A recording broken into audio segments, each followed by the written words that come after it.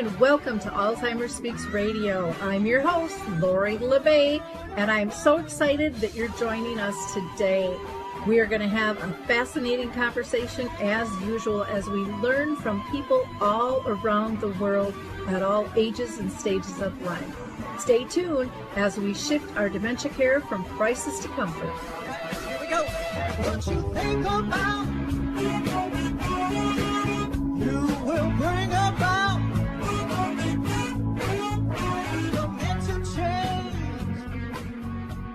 We will.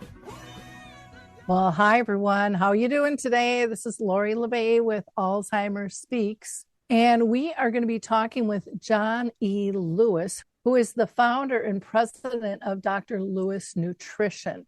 And I think we're going to have an interesting conversation today. There's a lot of supplements on the market and what's good, what isn't.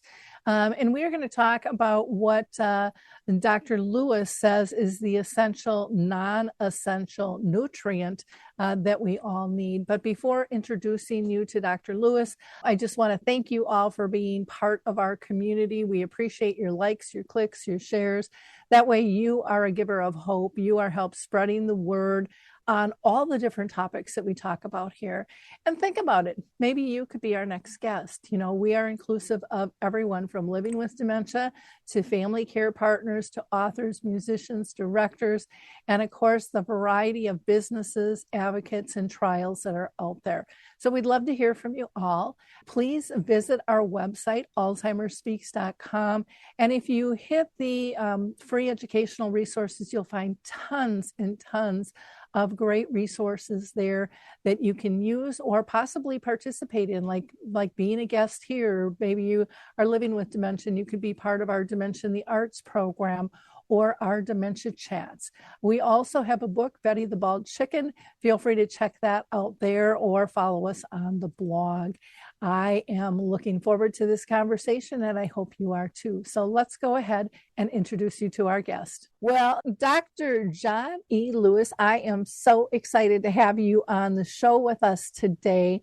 You know, people talk about supplements and changes with memory loss all the time, and I'm glad to have an expert in the industry here to talk with us about this today. But before we get started, if you don't mind introducing yourself to our audience, I would appreciate that.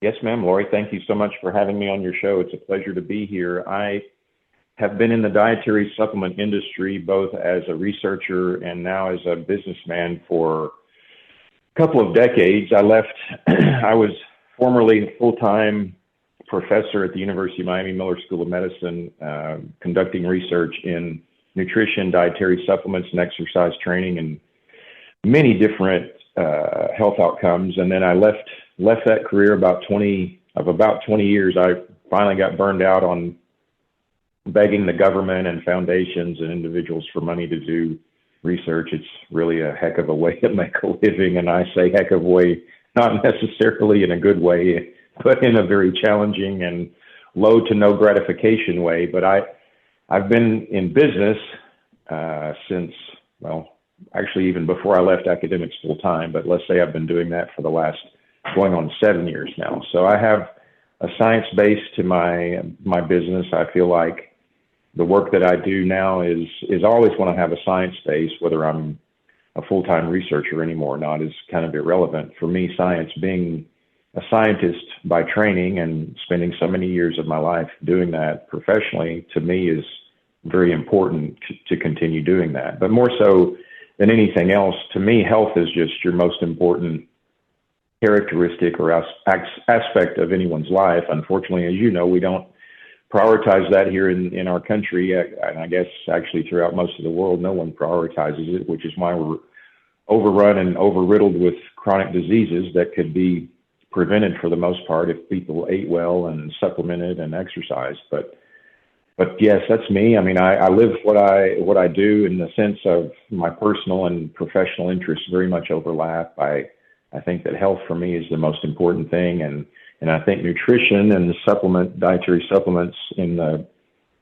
sort of a specific niche or component of nutritional science is and can be very important for our health. And so I'm very passionate about helping people to learn how to be healthy through nutrition, through supplements, through exercise. That's what I've been doing for a very, very long time. So I'm happy to talk to you today about what I do, the work that I do, and the mutual interest that we have. And hopefully your listeners will get something out of this conversation today.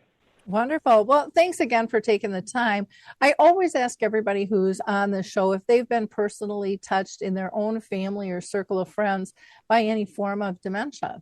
So I have my grandparents, my father, my aunts, my uncles, they all died of everything not related to dementia. It was cancer, heart disease, pretty much the two leading killers. I had an uncle who he probably had a little bit of a touch of dementia, but certainly not full-blown Alzheimer's or anything like that. So I didn't have any personal connection in my most inner circle of family and friends. I'd known other friends that had family members who had either Alzheimer's or vascular dementia or Lewy body or something like that, but I didn't have it like within that, that very first primary level of family or friends. So I wasn't personally touched by it until I got into the research behind it, when that was many years later in life. But I definitely understand the significance of it, and that's what I've focused so much in my career on for the last nearly 20 years now.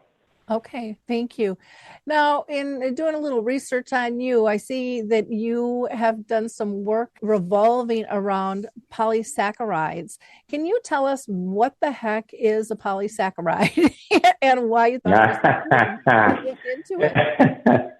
Yes, absolutely. So polysaccharide is a unique word because ultimately, if you break it down into just layman's terms, it simply means it's a complex sugar. And as you well know, we've just been bombarded for how many decades now? I don't know, going back to probably at least the 80s. You hear the word sugar in the mainstream and now social media, and you immediately think bad, right? Like just saying the word sugar to just about anyone will immediately cause that person to think of something that is bad. But I can tell you that sugars are way more complex than that, and you can't throw the baby out with the bathwater, meaning that if you just hear the word sugar, you're making a mistake. Actually, you're being very ignorant to associate that with bad, and I'll tell you why. For two very specific reasons, and there may be lots more, but for me, these are the two most important. Number one, a sugar is not a sugar in the sense that it depends on the source of it. So if we're talking about high fructose corn syrup, I completely agree with you. That's a sugar that you want to avoid, if not entirely eliminate. You don't want to be consuming much high fructose corn syrup. We know that that's very strongly related to insulin resistance, which leads to metabolic syndrome, which leads to type 2 diabetes and cardiovascular disease, and probably even Alzheimer's on top of that. So consuming that kind of sugar every day is a very bad thing to do. And then, so the source between a simple sugar like high fructose corn syrup versus a complex sugar like these complex polysaccharides that my colleagues and I have studied that come from aloe vera and rice bran are far, far different, again, than these simple sugars that the food companies use to, load up their products with to make them taste sweet and to create this addictive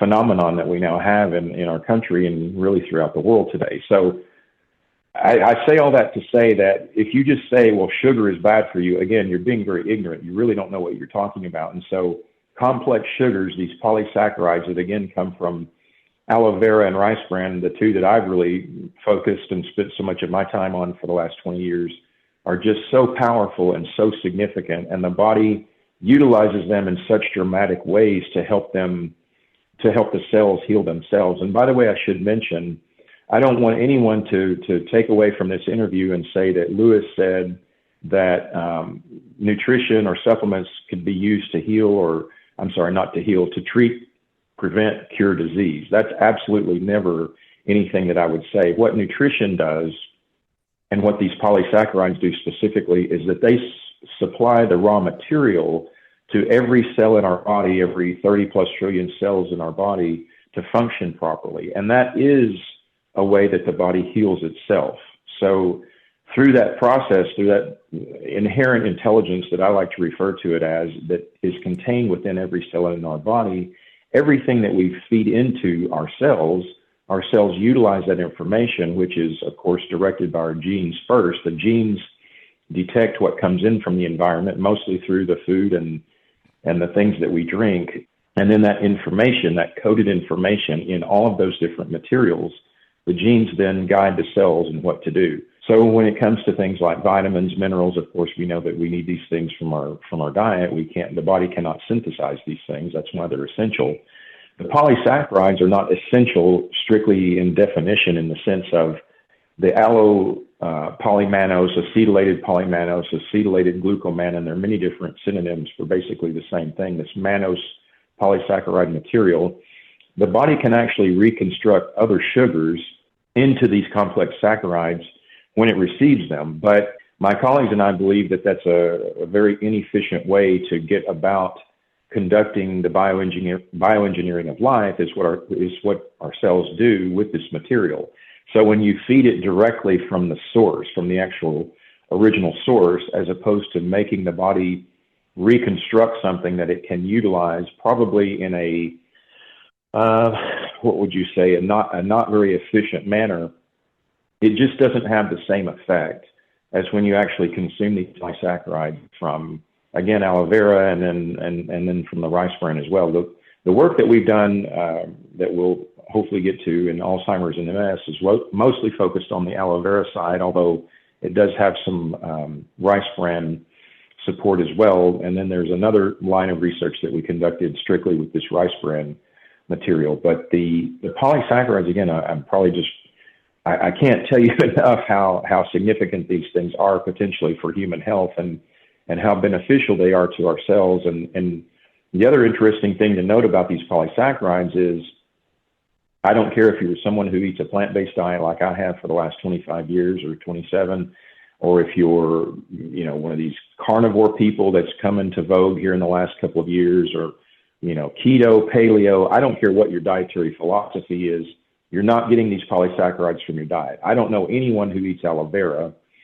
Most people that I know who eat rice eat white rice, which has had the bran stripped off of it, and that's where actually the best material of the rice plant is. It's in the bran, and the bran gets milled off. I think about 80% of the rice sold in the world is white rice, and when the plant is brought in from the field to be milled, the husk, the outer hull or husk, is the part that's inedible, of course, and then just below that is the bran. Well, since most of the world doesn't want brown rice, they mill off the bran, and then that gets either thrown away or fed to livestock. And then most of the world's eating this white rice. So you're not getting any of that polysaccharide if you only eat the white rice. So most people, the vast majority of people I know are not getting any of these polysaccharides through their diet. I don't care, again, what their dietary preference or philosophy is. So really, to get the benefit of these polysaccharides, you need to look for them in a dietary supplement. And that's what we've done in a lot of our research, is looking at these particular supplements, not looking at trying to affect people's diets, which is a whole different level and a whole different animal of research that's very, very complex and challenging to do. I have a couple of questions for you. Is it rice brand, like BRAND, or is it just brand? Bran, BRAN, rice bran. It's Okay. the second layer below the husk or the hull. It's the next layer in the rice kernel. Gotcha. And then I wanted to make sure, because I thought you said like the aloe vera and the rice bran were really kind of the good sugars, and versus, Right. okay, I just wanted to make sure people are putting those in the right spot. But then you had also said right in that comment that manufacturers are adding things in that are sweet, but they're also addictive. Is that part of this, or was that part of the other? No. I'm saying that the high fructose corn syrup is what is very addictive. It's a simple sugar. It causes an immediate boost or spike in your insulin, in your blood glucose, and that's what people are living off of, and eating all of these processed junky foods that contain Gotcha. different sweeteners, one of them being high fructose corn syrup. And I should mention on the aloe vera side too, that A lot of times when I talk about aloe vera, the first thing people think of course, is it's a topical solution for a cut or a sunburn or a wound or something, and that's a fine application. But the reality is the gel is about 99% water, and the polysaccharide content in that is very minute. So you'd have to drink literally gallons of that gel to get enough polysaccharide content to have a therapeutic or a physiological benefit. And that's where products like ours come into play, is because we've taken all that work out of the equation. It's just simply the polysaccharide that's left in the extracted material. So you don't have to deal with all that water and trying to consume gel. I mean, we live in Miami. We have aloe vera growing in our yard, but I'm not out here cutting leaves every day and, stripping the gel out of it and drinking that to get my polysaccharide. That's a waste of time and probably would make me not poop very well anyway, because it would still have lanolin in it that needs to be processed out to not cause you to have diarrhea. So that's not what I'm referring to at all. I'm referring to the polysaccharide that gets extracted out of that gel and then concentrated into a powder to have a therapeutic benefit that would actually do you some good. Okay, great. Well, thank you for clarifying that. I just wanted to put the sweet addictive in the right category, and maybe I just misunderstood. My third question was, you said, the white rice gets stripped, the brown rice is good. What about wild rice? The same. It's the same. I mean, as long as it hasn't had the bran stripped off of it, then you're still getting some of that polysaccharide content. But I would argue that you can't eat enough of the rice. I mean, again, you'd have to eat cups and cups every day to have a therapeutic benefit, especially if you're in the face of some really significant health challenge. So It's much better to get this in a concentrated source that's already been extracted out of the actual plant and then concentrated into a powder where you have the opportunity or the capacity to take a pretty big dose of it at one time. Okay, wonderful. Now, I know you've done a ton of research in this area. And did you have any findings regarding like Alzheimer's and dementia and MS or other diseases? Oh, absolutely. That's where we really, I think our light has shown the brightest, in the sense that we ran, with our allopolysaccharide complex, we ran a clinical trial in people with moderate to severe Alzheimer's disease, and we ran another clinical trial in people with relapsing remitting multiple sclerosis. So I'll mention the Alzheimer's study first, just because it's the most exciting and I think the most significant, with all due respect to what we showed with MS. But we put the folks with moderate to severe Alzheimer's on this formula for 12 months.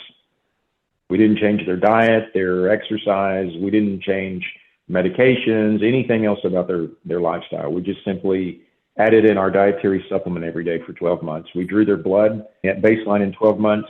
We did the neuropsychological testing, which is essentially just to see their cognitive function at baseline, 3, 6, 9, and 12 months. Due to limitations with our budget, we didn't have enough money to look at blood at 3, 6, and 9. But going into it, we were optimistic. We had hopes that our study would, actually show something of benefit for people. And quite frankly, Lori, it turned out to even blow us away. We had absolutely no idea how exciting and beneficial this product would be, but we ended up at 9 and 12 months showing clinically and statistically significant improvements in cognitive function.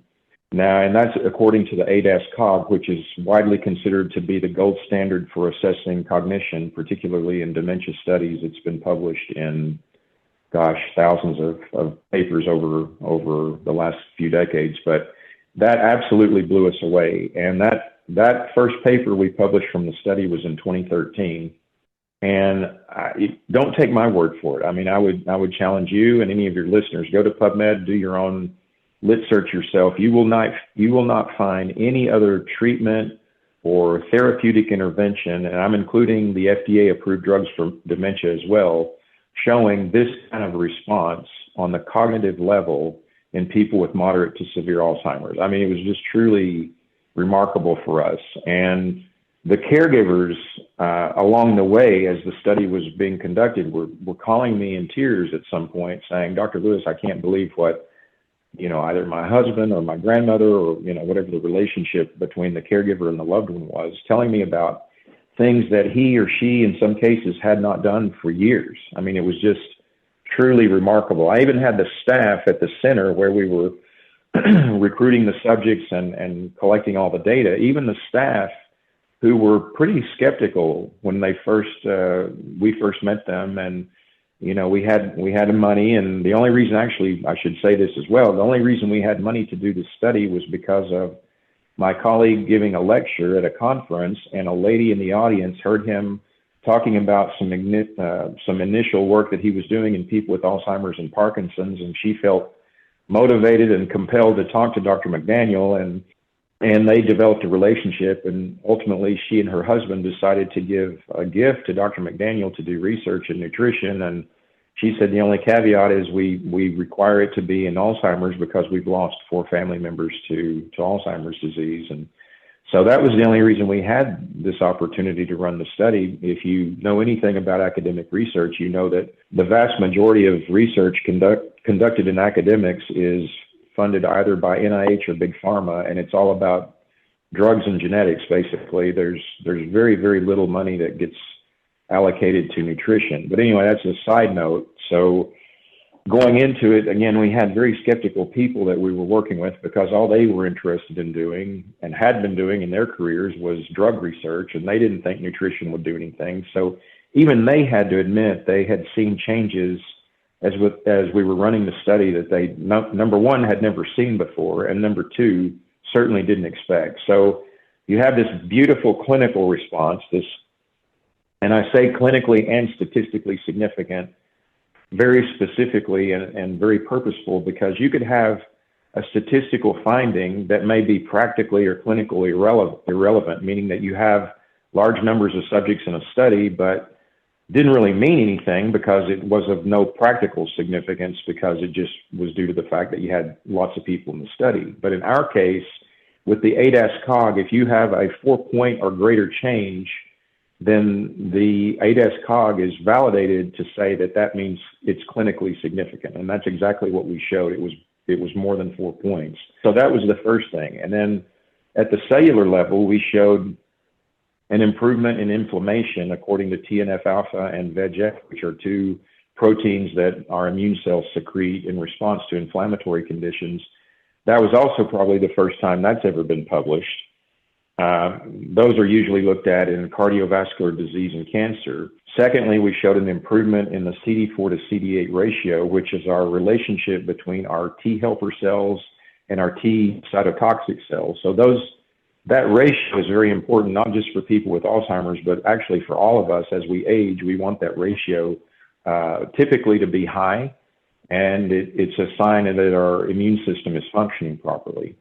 And then we also showed a relationship between adult stem cell production, where that CD14 cell increased by just under 300% from baseline to the 12-month assessment. So that was all published in that first paper. And again, changes that we just were blown away by. Again, we were optimistic, but even beyond our expectations. So when you look at the clinical improvement on the cognitive side, supported by lowering inflammation, which, as we all know, every chronic disease today has some inflammatory component to it. You can't talk about chronic disease without acknowledging the role of inflammation, and then improving the overall immune function, which we're showing that the immune system is way more than just our first line of defense against virus and bacteria. It's actually much more sophisticated than that. All of the cells and tissues and organs that make up the immune system actually talk to all of our other major organ systems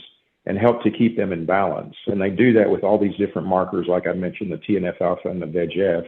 Those are 2 of them that the immune system uses to talk to, in this case, the central nervous system, which you can say cognitive function is kind of a proxy measure of brain function or brain health specifically, and then, of course, the central nervous system broadly, as the brain being part of our central nervous system.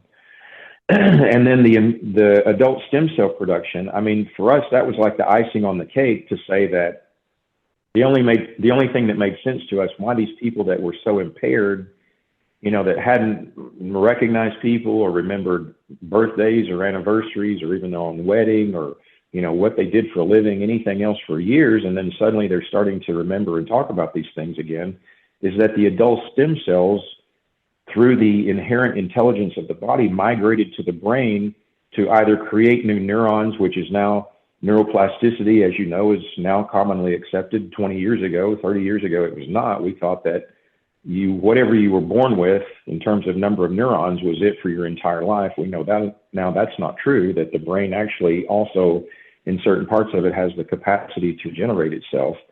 So these CD14 cells were responsible for migrating to the brain and either creating new things or repairing damaged things, or both. We didn't have funding to do imaging in this study, but hopefully we are working on raising money for a new study in the future, and we will do things like that are more sophisticated to be able to detect changes in the morphology in the brain. So all these things were published in this first paper in 13.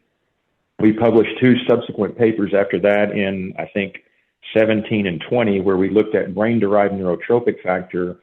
And there are a lot of details there that I won't go into, just to keep this a little shorter. I know I'm making probably a very long story long here, and I'm doing my best to keep this condensed, but as you can probably tell, I have a lot of excitement and passion for my work, and I want to try to give our listeners as much information as I can. But brain-derived neurotropic factor is a very significant protein that's involved in memory creation and how our hippocampus works. So it's a very, very important thing to look at when it comes to brain health and general brain function. And so we had a bunch of different findings there with how brain-derived neurotropic factor changed in response to taking the supplement, and the relationships that it had between cognitive function in one paper and immune function in the other paper. So we got 2 more papers out of that.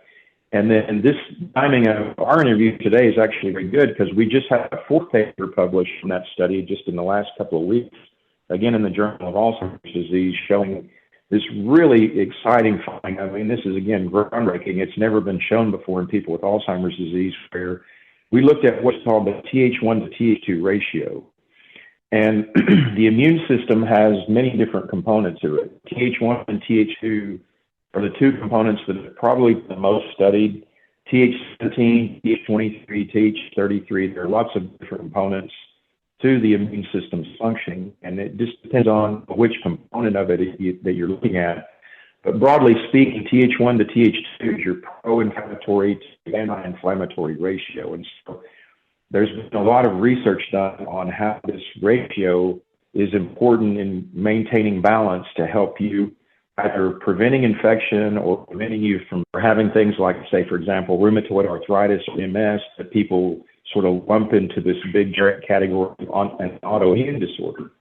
So as I was thinking about this idea going back about 1.5 years ago for looking at the data that we have this incredibly rich and large data set, I thought, well, it'd be interesting to look at the Th1 to Th2 ratio in these folks and then see how it changes over that 12-month period. I go to PubMed, I'm trying to find other articles that have been published on this. Lori, I could not find one other article that had ever published the Th1 to Th2 ratio in people with Alzheimer's disease. It had never been done before. And so I was like, wow, this is exciting because, unfortunately, I don't have anything to lean on, but I'm going to be the first person to ever actually look at this. My colleague and I should give them some credit too. But anyway, we wrote this paper and we had a data set from another study of healthy people. We looked at the exact same Th1 and Th2 markers. So it was a nice comparative data set that I had to look at the 2 and how they compared. And we have 6 different ratios with these different cytokines and growth factors. And it's just stark. I mean, it's incredibly stark how different the folks with Alzheimer's are compared to the healthy people in this Th1 to Th2 classification. The Th1 dominance in people with Alzheimer's is just remarkable and highly, highly statistically significantly different. The people that are healthy, all of their ratios are very close to unity. They're around 1, maybe a little below, maybe a little above, but very, very close to unity. And it just made perfect sense to me. This all came together. It was just so beautiful. And then from the baseline to 12-month change, you see 5 of the 6 ratios going toward unity. You don't get close to it, but at least moving in that direction. So we have that change over the course of the intervention. And then the cherry again on the top of the cake, or the icing on the cake, is that the movement toward not so much each one dominance, but toward unity is correlated with improvement in cognitive function. So it's turned out to be a beautiful paper.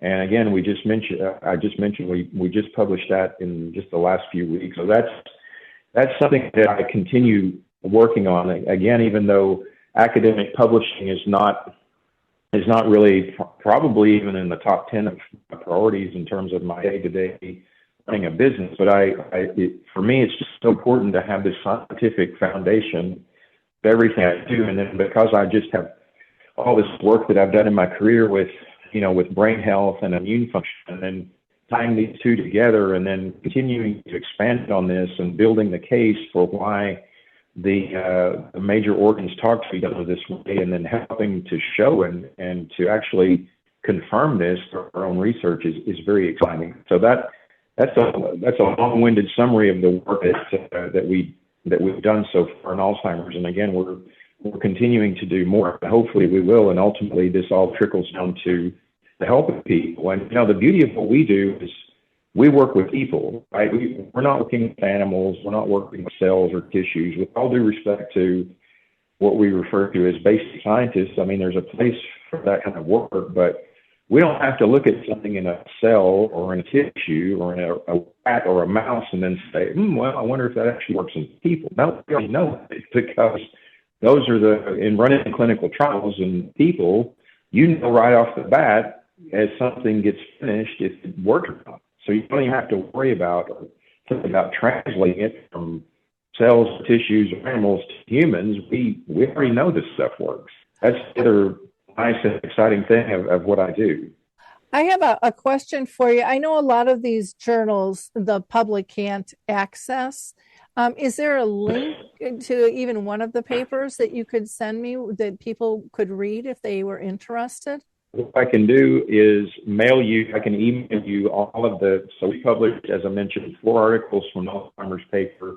We've published articles from the MS paper. We're actually writing a 3rd article right now from the MS paper that hopefully will be done in the next few weeks. I'd be more than happy to send you all those. In fact, I think at least articles from the Alzheimer's study are freely available on PubMed.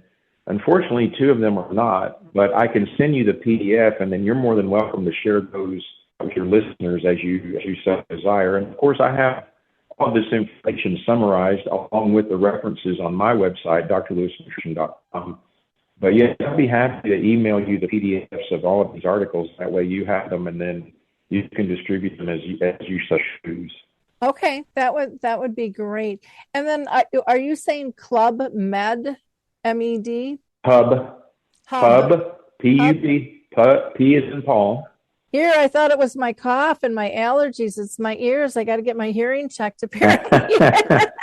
PubMed. Okay, PubMed. So PubMed, yes, PubMed is the clearinghouse for the Library of Congress. I mean, it's widely considered as the gold standard repository for all scientific research in the world, not just in the United States. Okay. So if you go to PubMed.gov, you will find, literally millions of articles that have been published since publishing, since it started. I mean, going back to Science and Nature, it's the original journals that started all this academic publishing. So, yeah, wonderful. PubMed is where you can go and type in, my name and my colleagues and whatnot, and find all of our articles that are published. So you'll at least get the abstract on PubMed.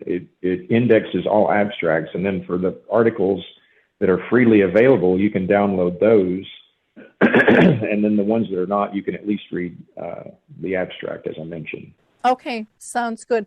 And then, for these findings, is it just Alzheimer's specific that you were looking at, or did you look at people with Lewy body and vascular and frontal temporal lobe, or? This was an Alzheimer's study, not other forms of dementia. If we have time, if you want me to summarize the multiple sclerosis study, I'm happy to do that as well. Yeah, we are kind of running out of time here with these other questions that I want to get to. So I think I'm going to pass on that Okay. for right now. Okay. But No people can problem. know that they're there. And again, if they go to PubMed, they'll be able to put your name in, and I would imagine be able to find that as well. Is that correct? Yes, correct. Okay, good. For those of you that are just tuning in right now, we have been talking with Dr. John E. Lewis, the founder and president of Dr. Lewis Nutrition. We've been having a really interesting conversation about polysaccharides and this non-essential essential nutrient that we all need. And it's been quite fascinating. You can go to his website, which is drlewisnutrition.com, or you can email him at john@drjohnlewis.com. He is on Facebook, Instagram, YouTube, TikTok as Dr. Lewis Nutrition. We are going to hear a little bit about Q-Blocks, which is a webmaster that I personally found just fascinating to work with, and we'll be right back. I also want to introduce you all to Q-Blocks. They have been absolutely excellent to deal with. They have been in business for 18 years and they serve the globe. I can't say enough good things about this company. I've had a lot of bad experiences. I don't know about you with tech companies. They have made a very complicated process very easy. And their staff is so kind, so polite, so respectful to work with. And when I am frustrated and ready to pull my hair out, they just smile and tell me everything's going to be okay. And they really are just on top of the communication, which alleviates so much stress as an owner when you're dealing with tech issues. You can get a 10% discount. Visit them at Q-Blocks, that's CUEBLOCKS.com, or you can email them at letstalk@qblocks.com. For that 10% discount, just put Lori, Lori, in the inquiry form. And again, I don't think you'll be disappointed. I surely haven't been. I can't rave enough about this company. And that's kind of rare these days. So, John, I wanted to ask you about, we've been talking about these polysaccharides from a dietary supplement. Now, you've created, if I'm not mistaken, something called Daily Brain Care. Can you tell us a little bit more about that and how somebody would access that and use that? Well, Daily Brain Care is the product that originated out of our research on the folks with Alzheimer's and MS, and it's widely considered. If you look at the label, of course, it's a proprietary blend, but it's widely considered within my colleagues, the people that I've worked with all these years, to be a polysaccharide base, even though it has other things in it. For example, flaxseed has a very rich source of not just omega-3, which most people think of for flaxseed, but it also has the highest source of lignans, which are incredibly beneficial for health. And then it has things like citric acid, which is a very nice chelator and detoxifier. It has ultra-terra clay, which is also a very potent chelator of heavy metals. It's got things in it like N-acetylcysteine, which is the metabolic precursor to glutathione, and then tart cherry powder. That's another nutritional powerhouse. So in creating this formula, let's put it this way. It's a much different approach than the pharmacological model, which is taking something from nature, synthesizing it into something that can be patented, and then utilizing that to alter a metabolic pathway, which causes side effects, of course, but altering a metabolic pathway to treat or manage a symptom of a disease. And that's a very, very strict pharmacological approach. Our approach, my colleagues and I, nutrition, as you know, the cells need hundreds, if not thousands of things all the time. And it's oxygen, obviously, is our first nutrient, and then we go from there. We go into vitamins, minerals, fatty acids, amino acids, these different polysaccharides, metabolites, coenzymes, cofactors, also other sorts of elements. I mean, it's just an incredibly complex and dynamic world when you talk about metabolism. And so we were not looking for a magic bullet. Even though if you twist my arm and ask me, well, what's the most significant part of your formulation, I would probably tell you the allopolysaccharide is the most important thing. If I had to sort of rank them by effect or efficacy, I'd probably start with the allopolysaccharide as the number one component. But again, the idea is to provide the cells with something that they utilize in harmony really with our physiology. It's not altering our physiology, it's enabling our physiology. Again, this notion of the bioengineering of life, and that's what all of our cells do. So that's the purpose of daily brain care. That's what we've done all this research on, and folks can find it at drlewisnutrition.com that you mentioned. That's DR with no period, and we also have it Amazon as well. We have it at dailybraincare.com. We work with there are quite a few physician practices around the country we worked with. There's even a health food store or two, a health pharmacy or two. This business isn't any, big giant business at this point. From leaving academics and starting business, I've been doing this sort of in a I guess you could call it a slow burn or a slow crawl. But anyway, it's what I do, and that's where folks can find Daily Brain Care. But it's, without sounding too arrogant or egotistical about it, I'm just so proud of the research that my colleagues and I have done. And whereas a lot of companies out there are maybe excellent marketers, and with all due respect to the marketing profession, I applaud people that can do that, but I'm marketing with a scientific foundation and a very specific purpose to help people. I'm not just trying to make money. I'm trying to provide products that actually work and that actually help people and that have the science to back up and really to provide the support that people need. Because I think a lot of times when we mention dietary supplements, many people out there, if they're not already taking a supplement or two, and of course, Centrum is the most common thing that people think of when they think of a dietary supplement.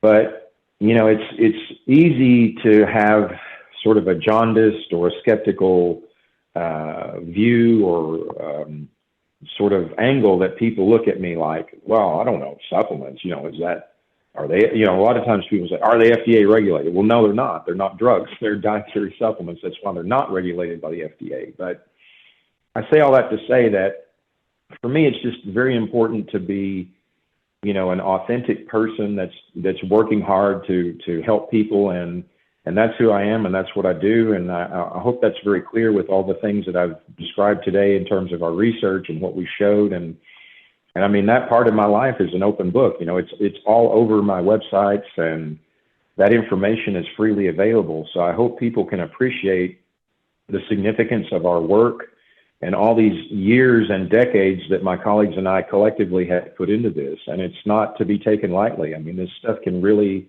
really help people if it's utilized. And that's the message that I continue to try to spread to as much of the world as I can. So in terms of taking it, do you add it to water or sprinkle it in food? And how often do you take it? And does it make difference on your weight and the problem that you're having? Can you give us any information on that? Sure. So we have it both in the powder and in capsules. So it's really up to you in terms of the mode that you prefer. I personally, I love the powder because it's easy to swallow. I just simply scoop it straight into my mouth, let it mix with a little bit of saliva, and then swallow it. But you can mix it literally with anything. It's water, juice, smoothies, yogurt, mashed potatoes, applesauce. Some people even put it in their tea and their coffee. I just say that please let the temperature cool down a bit. Don't mix it with anything that's too hot. You don't want the heat to damage the nutrients. So that's very, very simple to do. And then, of course, most consumers prefer capsules. So for them, whether it's a taste or a texture issue for them, then the capsule becomes a no-brainer. Now, in terms of the dose, this is a very good question, and I try to work with many people individually as much as I can. So on the label, on the powder, it will say take 2 scoops per day as just kind of a standard preventative dose. On the capsules, it'll say take 4 capsules per day, but that's more of a labeling issue than rather strictly scientific. And what I mean by that is, if you're middle age or over, for example, in both the clinical trials in the Alzheimer's and MS studies, protocol was basically 4 scoops of powder per day, one at each meal, and then one somewhat in the evening with maybe a little snack or something before bed. Now, obviously, a lot of times people will say, well, I don't want to take something 4 times a day, so that's fair. That's fine. So just take 2 scoops in the morning, 2 scoops in the evening.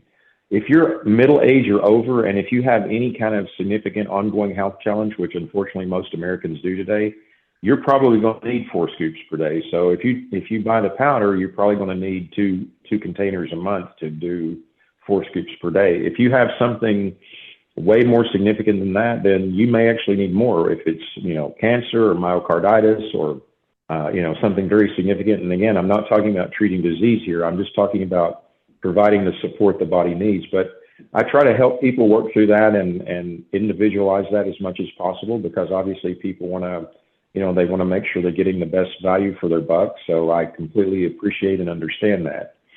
And then in terms of like when you would take it, again, I recommend you try to spread it out during the waking hours. I like taking half of mine in the morning and then half in the evening. And I do take 4 scoops a day. I'm past middle age. I don't have any significant health challenges, but I feel like once you've hit middle age, then you've just been exposed to so much stuff in the world, whether it's pollution, heavy metal exposure, arsenic, PCBs. I mean, there's just all sorts of, unfortunately, nasty things floating around in the environment, and you want to give the body as much support as you can. And then just stress, whether it's emotional stress or electromagnetic stress, there are all sorts of stressors involved. And of course, our nutrition is not as good as it was. Our food is not as good as it was 100 years ago, before genetic modification, before all of these pesticides and herbicides and other chemicals got put into the soil and water. It's just a whole different world that we deal with today compared to our ancestors from 100 years ago. So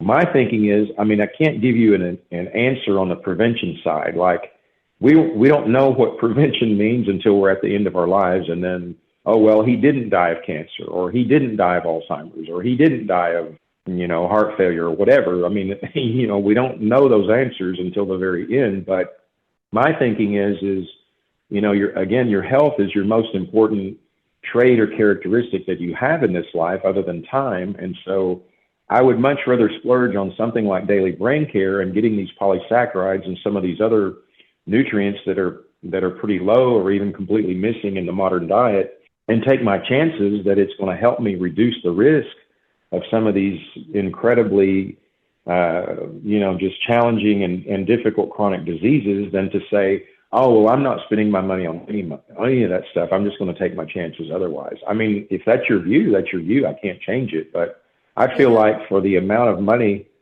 that you spend on this protection, if you will, to me, it's well worth it.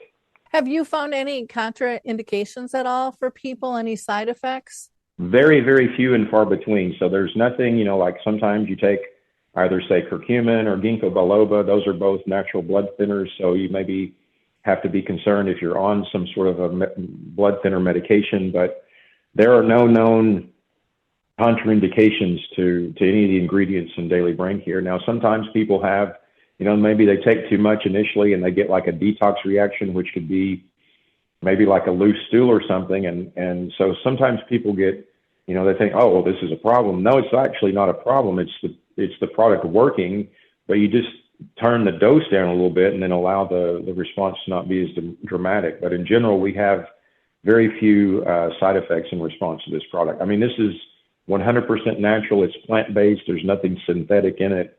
And so you don't normally expect these kinds of things to be a problem. Wonderful. Well, this has been an interesting conversation. I know people sometimes can be skeptical. Others are, biting at the bit to try everything out there that they can. And it's nice to see that there is some science behind this in just your personal history in terms of what you do and why you do it. You take this yourself, so you're walking your talk. So again, I thank you so much for coming to meet with us today. To our listeners, I always say, please like, click, and share. Again, it's not that I track the numbers. I don't really care what Google thinks. I just want to get information to people. And the best way to do that is to be able to spread the word. So be a giver of hope. Take a few seconds, cost you no time or little time and no money to do that. And, maybe this is an answer somebody's looking for. It might not be everyone's cup of tea, but you know what? Nothing is going to serve everyone. But I think it's really important that we educate ourselves in terms of what is out there. You can go to Dr. Lewis's website at drlewisnutrition.com. That's drlewisnutrition.com.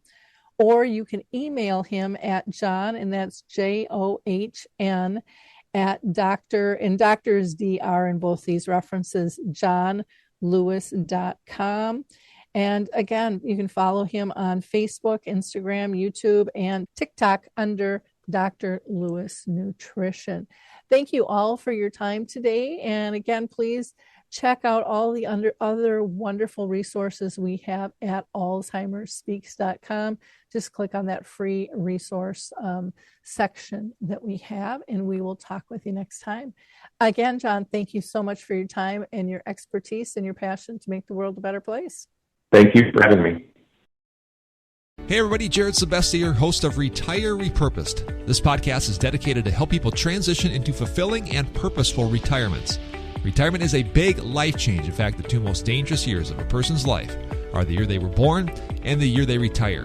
Few people could just flip the switch from working a career 30 or 40 plus years, retiring on Friday without methodical steps to living what we call a repurposed retirement. To listen now, search Retire Repurposed on your favorite podcast platform, Senior Resource, or Life Audio.